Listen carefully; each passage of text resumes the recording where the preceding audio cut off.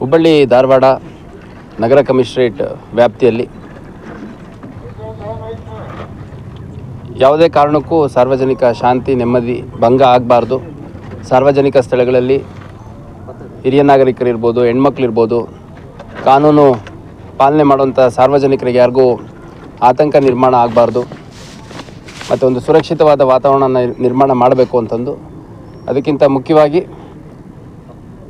Violent ಅಫೆನ್ಸಸ್ಸಲ್ಲಿ involve ಆಗಿರುವಂಥ accused ಏನಿದ್ದಾರೆ, ಆರೋಪಿಗಳೇನಿದ್ದಾರೆ, ಅವ್ರ ಮೇಲೆ ಅಗತ್ಯ ಪ್ರಕರಣಗಳಲ್ಲಿ ರೌಡಿ ಶೀಟನ್ನು ಓಪನ್ ಮಾಡುವಂಥದ್ದು ಮತ್ತು ರೌಡಿ ಶೀಟನ್ನು ಮೇಂಟೈನ್ ಮಾಡುವಂಥದ್ದು, ಅವರ ಮೇಲೆ ಮುಂಜಾಗ್ರತಾ ಕ್ರಮವಾಗಿ ಪ್ರಕರಣಗಳನ್ನು ದಾಖಲು ಮಾಡ್ಕೊಳ್ಳುವಂಥದ್ದು, ಗಡೀಪಾರು ಮಾಡುವಂಥದ್ದು, ಗೂಂಡಾ ಆ್ಯಕ್ಟ್ ಮಾಡುವಂಥದ್ದು ಸೇರಿದಂತೆ ಇತರೆ ಪ್ರಕ್ರಿಯೆಗಳನ್ನು ನಾವು ನಿರಂತರವಾಗಿ ಮಾಡ್ತಾ ಬಂದಿದ್ದೇವೆ.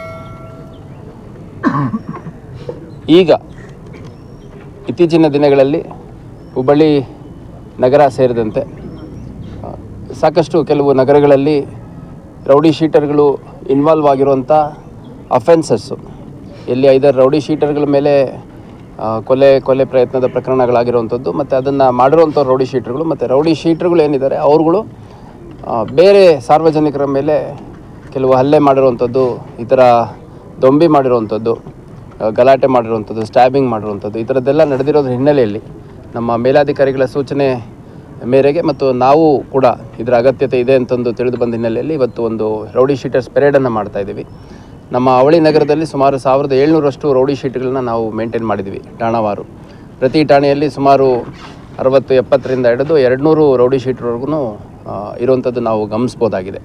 ಅದರಲ್ಲಿ ಈ ವರ್ಷದ ಪ್ರಾರಂಭದಲ್ಲಿ ಸುಮಾರು 50 ಪ್ರಮುಖ ಆರೋಪಿಗಳ ಮೇಲೆ ನಾವು ಗಡೀಪಾರು ಆದೇಶವನ್ನು ಮಾಡಿದ್ವಿ.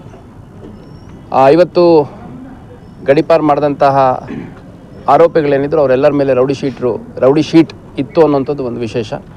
ಮತ್ತು ಮುಖ್ಯವಾಗಿ ಆ ರೀತಿ ಇದ್ದಂಥ ಆರೋಪಿಗಳನ್ನು ಒಂದು ನಿರ್ದಿಷ್ಟ ಪೊಲೀಸ್ ಠಾಣೆ, ಒಂದು ಜಿಲ್ಲೆಯ ಒಂದು ನಿರ್ದಿಷ್ಟ ಪೊಲೀಸ್ ಠಾಣೆಯ ವ್ಯಾಪ್ತಿಯಲ್ಲಿರಬೇಕು ಅಂತಂದು ನಾವು ಆದೇಶ ಮಾಡಿರುವಂಥದ್ದು.